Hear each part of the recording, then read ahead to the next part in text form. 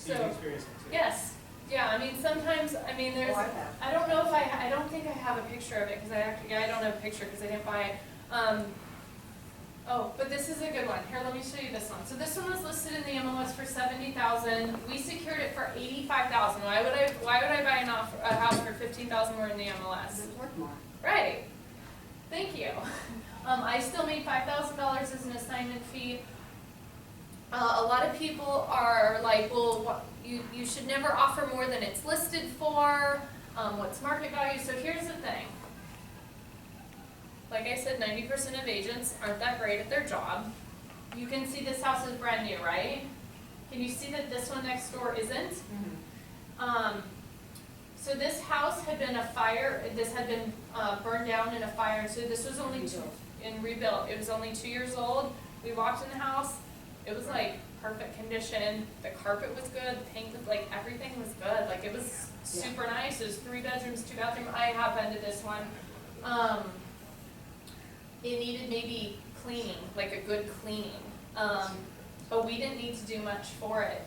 Everything in the neighborhood was like this, and it was built in like the 20s, or like they were like the historical homes, but in the hood that aren't taken care of. You guys know what I'm talking about? So like when the agent pulled up numbers, she's like, oh, everything selling that's not fixed up is selling for this price. Well, this thing technically was fixed up. She didn't do her due diligence. The investor I sold this to wasn't a fix and flipper. He actually does income properties, so he held it and rented it. It was worth, I think, around $130 though. So something being worth, and I think we projected that it needed $5 grand in cleaning, which is still really high. But there's a huge profit margin, you know? And so that's why I say never look at what it's listed for. We'll put that number in the deal analyzer on the box, and then we're like, holy shit, well, let's go way over list price because You want it. 90% of the other investors are too dumb and they're just gonna lowball, and so we got it. Another deal, I ended up not getting this. It was in San Diego. I never saw it. My agent found it. She's like, oh my God, I found this really good deal. We're going to have to go way over list price. And I'm like, okay, no problem. She's like, I'm driving out there now. I'm like, okay, let me know. She went out there. It had been on the MLS for 3 hours while she was there 15 minutes throughout the property. She called. She was really well known in San Diego, has a great reputation. She called the listing agent who she had done several deals with, so kind of had an upper hand on getting our offer accepted. And she's like, hey, I'm going to submit an offer. We're coming in way over list price. I was just wondering if like 60 grand over list price would seal the deal. Like it's always good to kind of like ask, you know, when you know it's really competitive. And the agent's like, that house has been on the MLS for 3 hours. We already have 10 offers. I have no idea what to tell you. It's coming in at right now. That would be really good. That was the absolute highest and best we could do because it had been a retirement living home, so they had a bunch of weird bedrooms and kitchens, and we were going to have to like rip walls out, and so there's just a bunch of unknown variables in the rehab process. We went in 60 grand over list price. We did not get it. We were the second offer in line. They took somebody else's.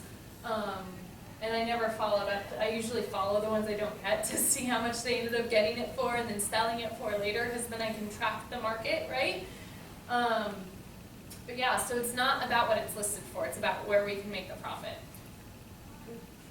Does that answer where you were going? Because I forget sometimes. Okay. Here's another guy that is using the system. How you doing? Rich Casio. I was about 70 days when I started talking to you when we did our first deal.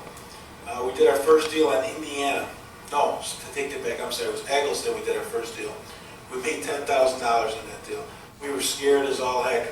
We thought that the client, our buyer, was gonna walk on it, thinking that was too much money. Our next deal we did a couple days later was on Indiana. That we grossed 17.8. Don't want a nation to jump the new media. And on Laughlin, we grossed 18,000. And the situation that you were providing them is outstanding. The thing that they're going to, after they finish your course, one of the things that they're going to encounter are people telling them no, it doesn't work. These gurus don't know what they're talking about. And I'm doing this video so they know it does work. Let's not put it on my fuck America. I've got 3 more deals closing this month. We've got like 12 more now we're negotiating right now. The point I'm trying to make is, once you get it going, it'll be like a sausage factory. Be able to get up every morning when you want to get up. No more alarm clocks. Have a good day. So Rich said he has no more fears. First deal he did $10,000. Second deal $17,800 was 3 days later. Third deal was $18,000. So he did $45,000. 3 deals in 3 months. Who would like that? That would be good, right? So the 4th step is deciding which cash buyer gets the deal. So we've talked a lot about agents. Cash buyers are our next big thing that we need to work with. So what happens when you have cash buyers is you have the relationship with them. You don't need a ton of them. You need a handful of them, and you have good relationships with. You understand where they buy, what they buy, why they buy. And I've already explained this a little bit. That's why we're going to out of order. But when you get a potential deal, the agent tells you, hey, I'm submitting an offer. Here are the terms. You send those out to your cash buyers that are buying in that neighborhood. Hey, is this something you're interested in? That way you have tentative yeses lined up. I typically send out a text. Sometimes I email. I have people that like to call, so it's really your prerogative, what works for you. And then sometimes there's cash buyer frenzies. So this was a deal I did. And you know what I think about being successful is about being open to play with and try and jump in and not like think that it needs to look any one certain way. And I say this because I forget how many people and a lot of like newer investors like try and like do it a certain way, and it doesn't ever have to be done any one way. So this was an REO listed on the MLS for 3 months. I secured it for $52,000. My profit on this one was $18,100. This was a really good. This is a really good one. So what happened was it was listed on the MLS for I think around 78, which was actually what stuff in this neighborhood sold for. I've also been in this house. A lot of people, when they see stuff on the MLS for 3 months, is they're like, nobody wants it, I'm not going there. People don't want it, it's overpriced, something's wrong with it. They won't even consider it. And my agent found it for me. I'm like, sure, let's go. Why not? The price looks good. It was $78,000, which is what this neighborhood sold in. So we're like, let's go check it out. So we pull up, and as soon as we got out of the car, it smelled like we were at like a dump, like a sewage factory. It smelled like raw feces. It was horrible. And we're like, oh, this is why it hasn't sold. I have no idea what that smell is, but this is why it hasn't sold. Because everybody else with is like, let's get out of here. And I'm like, we're here, let's go see it. So we walk in the house. This is San Bernardino in August, which means it's about 110, 115 degrees. The people were very upset the bank took the house back. And so they decided to let, I think, a bunch of animals live in the house. There was shit everywhere, everywhere. Pee, urine, you couldn't even see the carpet. It was smeared on the walls. It was like stuff you see on TV. And it was just, so that's where the smell is coming from. We literally grabbed our shirts, tiptoed, ran around the house, and then ran out the back door. And we went out the back door, and then we found another house. Right back here, it looks like a garage. You can't see it because it's a drive-through. But they had converted the garage to another 2-bedroom, 1-bathroom house. Not permitted, but it significantly increased the values. 2 houses. The first one, this one was 3-bedroom, 2-bathroom. This one was 2-bedroom, 1-bathroom. Look at that price, right? Like, that's freaking nuts. All I had was shit everywhere. If anybody can come and clean that up, right? the house itself, like, the bathrooms and stuff weren't that bad. They just were super dirty. So I called the agent on this one, myself actually. And I'm like, hey, so we just saw your house on Pershing. And just, I even remember, like, you never forget certain houses. And she's like, and I'm like, so we love the house, it's full of shit. And she's like, I know, nobody will look at it, it's been on the MLS for so long, I don't want it anymore, it smells so bad, I don't want it. And I'm like, so here, do you think the bank will sell it to us for $45? And she's like, I don't think so. And I'm like, what do you think the bank will sell it to us for? Like, that's way out of our budget. Like, 78's way too high, we have all cash, like, we'll close quickly, we love the shit, we've been through the shit, we saw the back house, like, I want to take it off your hands. So the first part is like building the rapport, right? Getting the agent to want to work with us, telling them we've seen the house, like, and all we want to do is close and then buy the house. But it's overpriced, obviously, you see that, nobody's looking at it, what can you do with us? So she called me back and goes, hey, the bank told me they'd take $52,000, you can't tell anybody, I told you, right? So we submit our offer for $52,000, a 10-day close, all cash, all contingencies, everything removed. So we closed, or we didn't close, so I got it under contract. Now in this process, I had put my feelers out for a few of my cash buyers in that neighborhood. The first one came back and said he wanted it, absolutely, he wanted it, because he pretty much buys anything, because deals go fast. And he's like, anything I send him, he buys, no matter what. Another guy said yes about 2 or 3 minutes later, and I had to be like, I'm really sorry, somebody said yes before you. And he's like, what do you mean somebody said yes before me? It's been like 2 minutes since you sent me that text.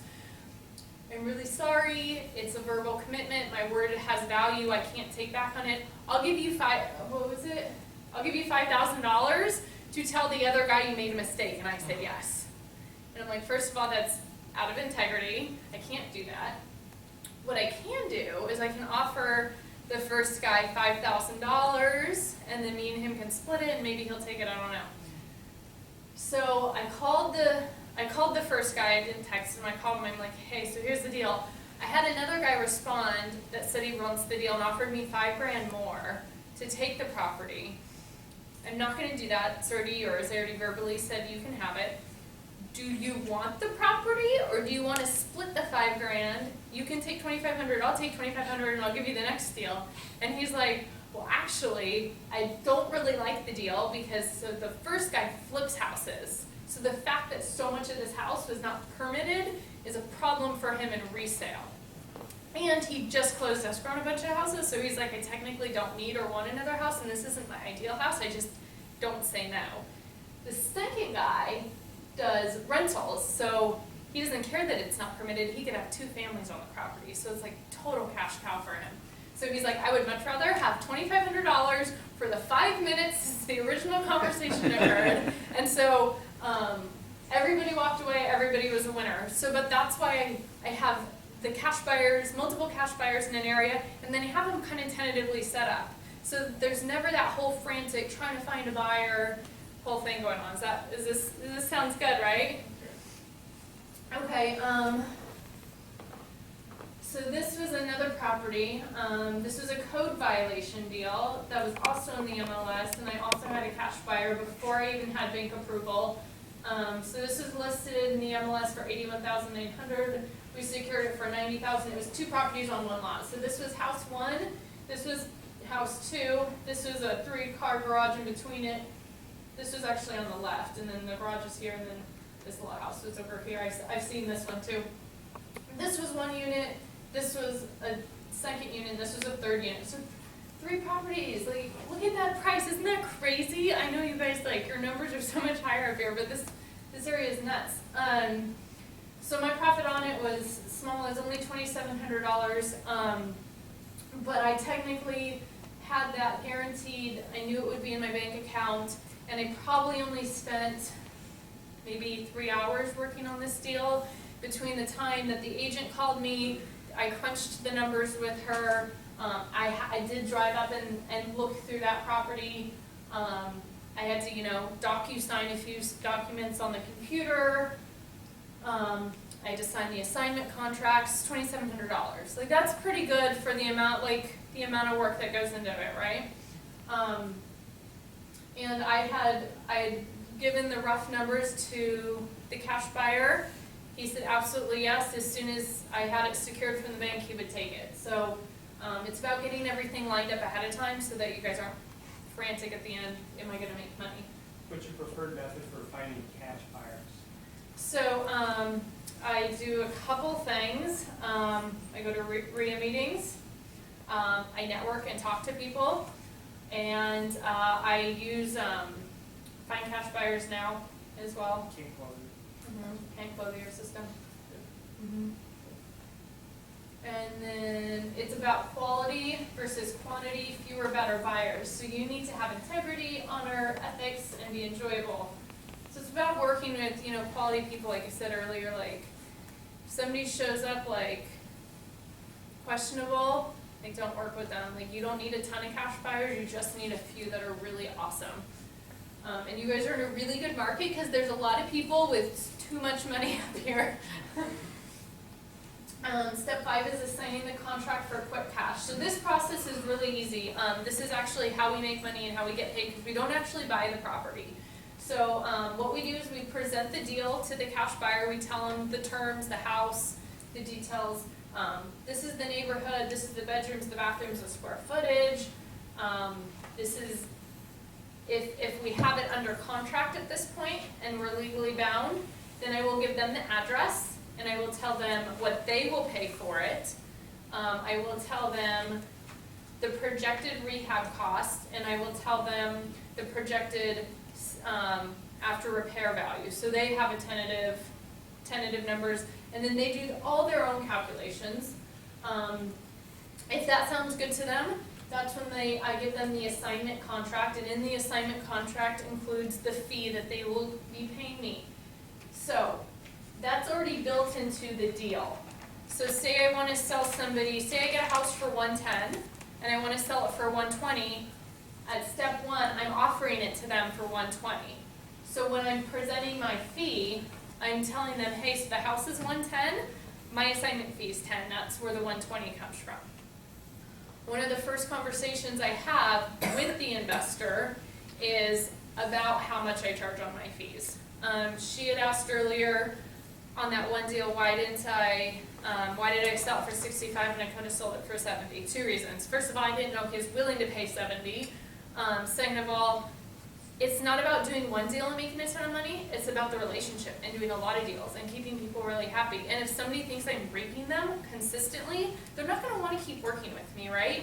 Like they would rather be like, oh my God, she gets me really great deals for totally fair values. And they see how much I'm making. So, like that one deal, I made 18 grand on. He offered to pay me 5 grand more. That was his choice because he really wanted the deal.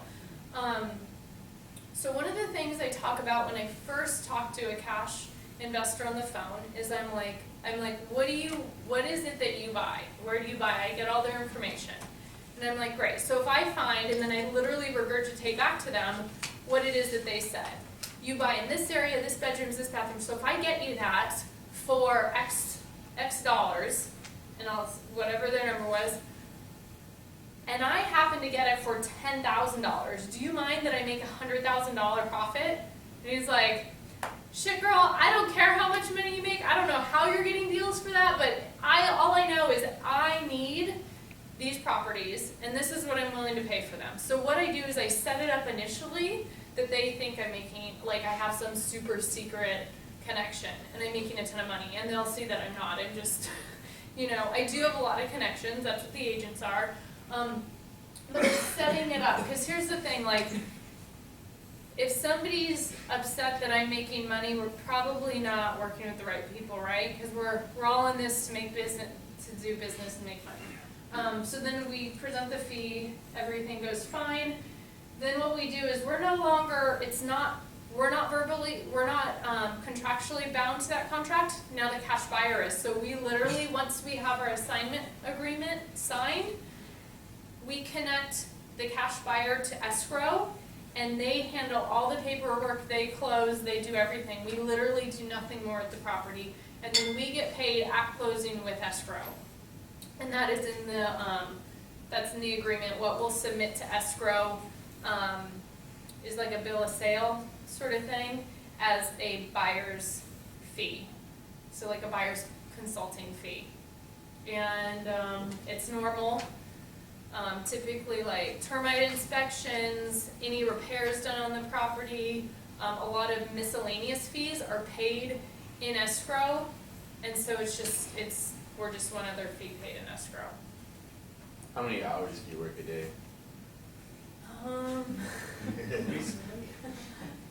It varies, probably on average 5. Nice. How long did it take you to get to that point, and how many hours were you working prior? When I was an agent learning all this, Yeah. I was probably working 15 hours a day. I was hustling, I was killing myself, but that's how I learned like what worked. That's how I learned to get offers accepted. That's how I learned about neighborhoods and estimating costs and repairs, and it's how I learned it all. And then I was actually at SBREIA. This is how I got into speaking. I got into speaking at SBREIA. SBREIA in La Jolla. There's about 100 people there, it's a much denser population, and the guy asked who was doing deals, and me and about 15 other people raised our hands, and he's like, who's doing 1 or more a month, 2 or more a month? He went down, and it determined I was doing more deals than anybody else in the month, and the guy's like, come on down, can you please share with us what you're doing? And I got up, and it was supposed to be like 2 or 3 minutes to like kind of give everybody like little like tips on what to do, and it ended up being 45 minutes, and I got off stage, and everybody swarmed me, and everybody's like, here's speaker, here's speaker. And then the guy running the read is like, what you do is really cool. I'm like, I know. And then he's like, no, but like what you do is really simple. Like most investors try to avoid agents, or they make it really difficult. And he's like, what you do is really simple, and in fact, pretty much anybody could do it. And you could help a lot of people if you like spoke on it. And you should, just kind of write down what you do, and then like you could offer it to people so they could incorporate it into their lives. I'm like, okay, let's do it. That sounds great.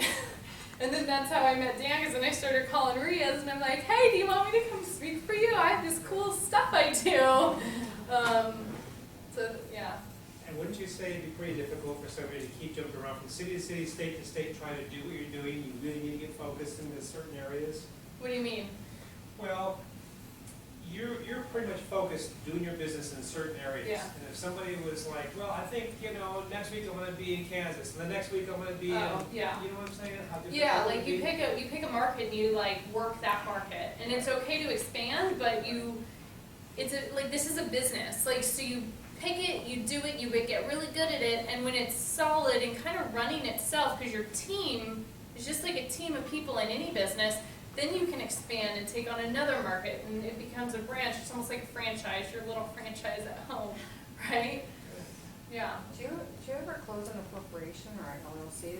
Or I have, yeah. So if it's a standard seller, I just close my corporation. And if it's a bank that does not want reassignments, then I will close in the trust. But otherwise, it's always done in my corporation.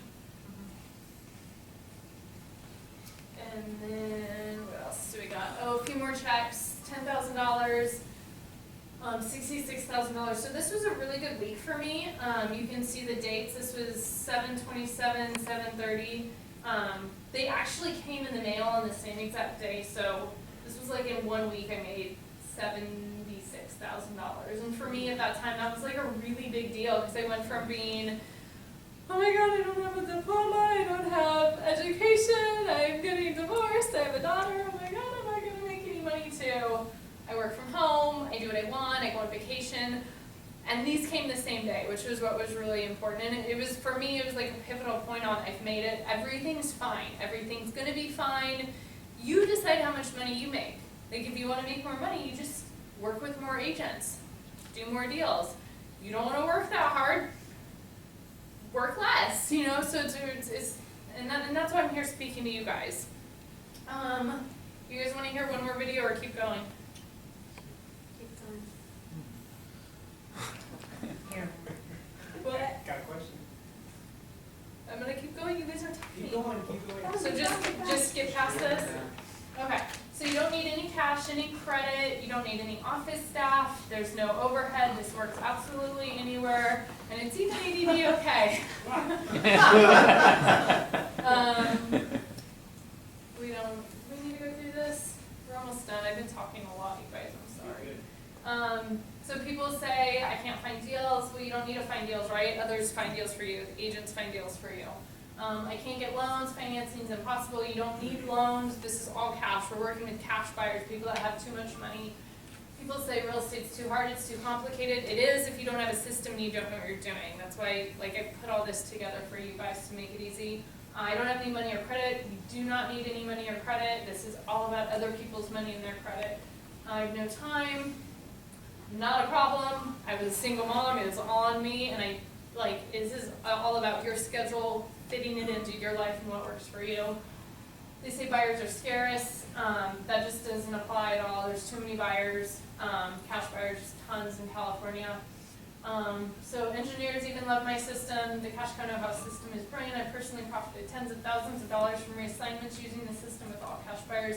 He's a biochemical engineer in San Diego. Anybody that knows any engineers knows that they're the most analytical, obsessive, compulsive, critiquing in the world. He loved this so much because of the deal analyzer made it really easy. And he runs a couple businesses. So this for him was just an additional stream of income. He works for Pfizer. He has several pretty big titles, and then this was just I just want to make more money.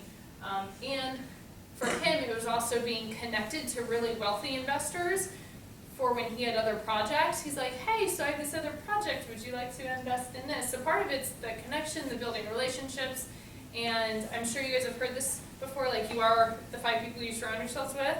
So, you surround yourselves with people with money, like the mindset changes, the way you operate changes, the way you look at things changes. Like for me, it changed my life dramatically, especially growing up in the surroundings and the environment I had been in, and then all of a sudden, like working with people that were really rich and seeing how they just operated and moved through life and handled stuff differently really had a huge impact on me and how I've changed and developed over the years.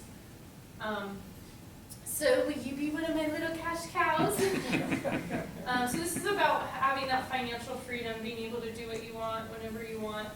I do events. I will be doing my next event. I think we're planning on February or March of next year. I do 1 or 2 a year. They used to be really big when I spoke all the time, about 100 or so people. The last 2 I did were really small, probably about this size. I like a lot better. It's really personal. We can dive into your specific market. We get on the computer. We actually look at real deals. We analyze real deals. We go out in the market and actually look at real houses and buy them. So it's very hands-on. You get to actually do it and be involved in it.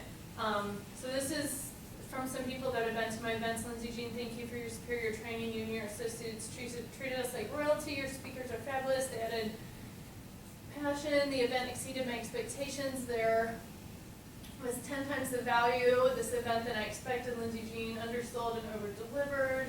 This program is amazing. I've never been to a course that gives you so much information and teaches you how to apply it. Many great things about Lindsey's seminar. I've been to a lot in no particular order. She keeps it small with lots of opportunity for questions, genuinely interested, and wants to get us where we want to go. Very educational weekend. Lindsey did a great job, and I'm a different person since Friday. I retired 7 months ago and was content to live on my investments and Social Security until this weekend. Now I know I can do so much more. This experience of sharing the space with so many amazing students and teachers was life-changing. Lindsey Jean is fun and exciting and trainer and brings fantastic speakers. Lindsey Jean has given so much value for her clients. She is truly awesome, and I appreciate her dedication and success for our business, and I can't read the rest. I have been to so many seminars in the last 25 years. This is the best and most user-friendly, and the how-tos are given in real detail as opposed to saying just do this and do that. So that's just a few of what you can expect from a weekend with me. What I do is it's 2 full days with me. and it's not every other month, because I don't speak anymore. It's not good. They typically used to sell for $2,000. I'm totally including all that today for you guys for free. So what my system includes, it includes the training manual. It's a big book that goes over the specifics of everything. How to find the agents, the specific questions, how to qualify if they're the right agents, the cash buyers, how to get them, how to qualify them. It talks about every different type of sale, because they're all really dramatically different. So probates, code violations, REOs, short sales, standard sales. So then we have to have the DVD, the video system. So some people like watching versus reading. On the video system, it's actually live with me and a brand new agent. So it's me explaining to him what we're doing, and it was properties we were actually buying. So it was the first time I was ever in them, so you're walking through with me on what I'm looking at, what I like, what I don't like, so you can help start learning to make these own distinctions for yourself. The audio system, a lot of people like to drive around and listen, or be at home cooking and listening, so I put everything on an audio as well for you guys. The quick start is the main manual condensed. So the main manual is very detailed, because I get that a lot of people are analytical and the engineer type, and they like all the specifics. So for those of you who don't like that, I put it in a quick start that kind of is an overview of what we're doing and how we need to do it, and it's kind of the step-by-step process on where you go first and what to do. The Easy Profits Library, so this is all the contracts I use that the attorneys I've worked with over the years have put together. So it's the purchase offer contract, and it's filled out. So you guys see exactly how I fill out my yes offers.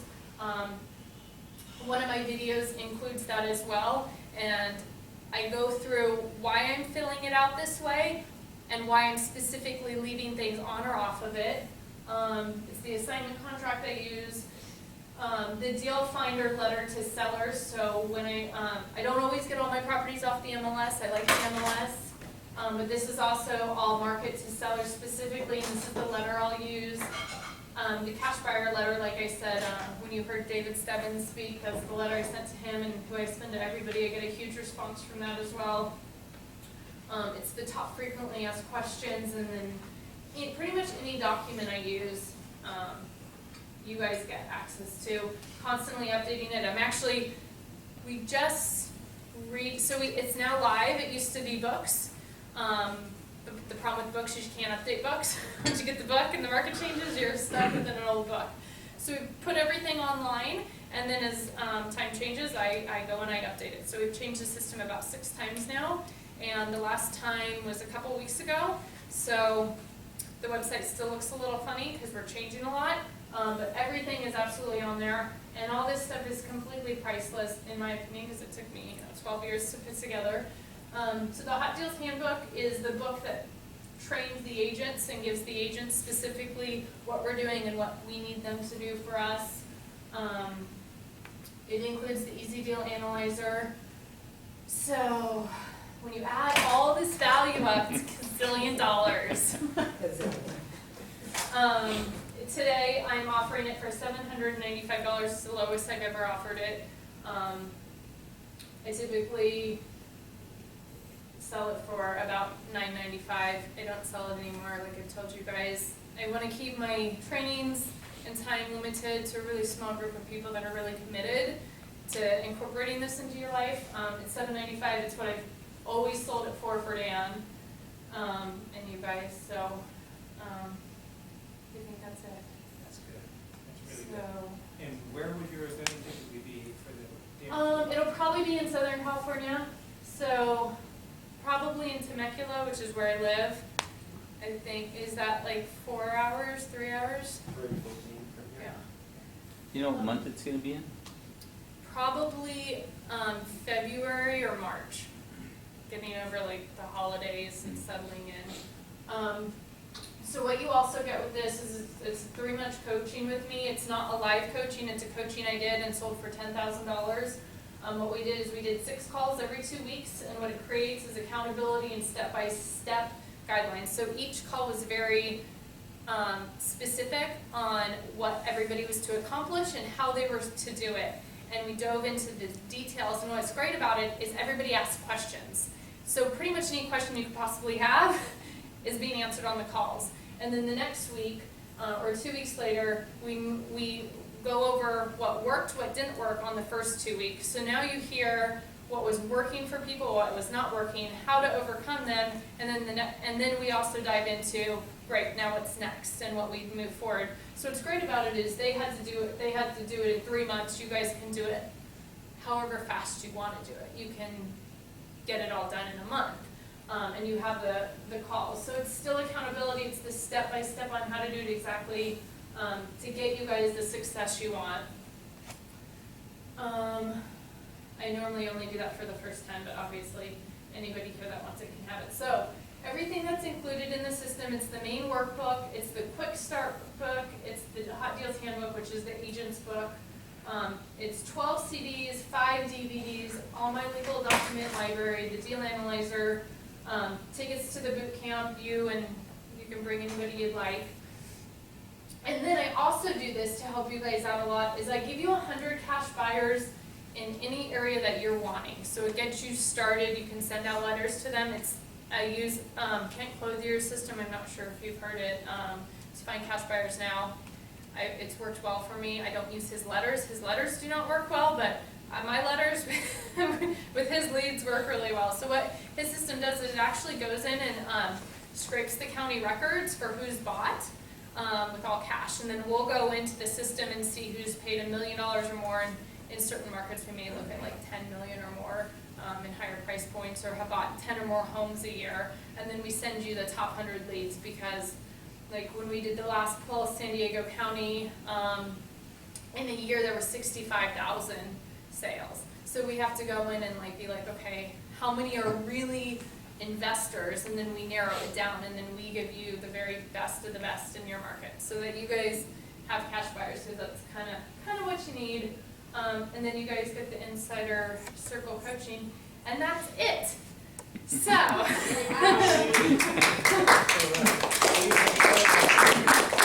I will take credit cards. I will hang out in here to answer any questions that you guys still have questions on. But thank you for coming. I know it's a long day. I talked for 2 hours and 10 minutes. Good job. Yeah, thank you guys. You asked really great questions too. Thank you.